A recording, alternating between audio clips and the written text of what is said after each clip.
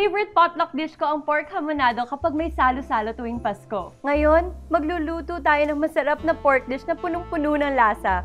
Una, i-season ang pork gamit ang Maggi Magic Sarap. We won't be needing a lot of other spices kasi ang Maggi Magic Sarap ay may sarap at lasa ng mga real spices sa bawat granule. 1 pack is all it takes para manuot sa sarap at linamnam ang ating pork. I-sear sa isang pot na may 1 tablespoon of oil. Pagkatapos, ibuhos ang pineapple juice, Maggi oyster sauce, at ang reserved pineapple liquid. This will give our dish tamis at linamnam. Ibuhos ang tubig until almost manakpan ang pork at idagdag ang asukal at paminta.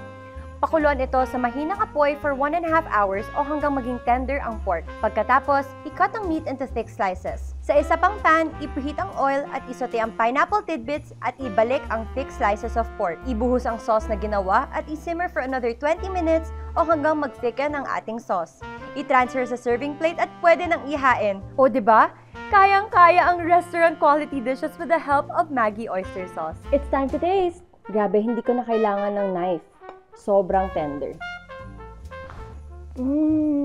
Ang tender talaga. Anong sarap ng may pinya. Go to maggi.ph for all of these recipes and more videos.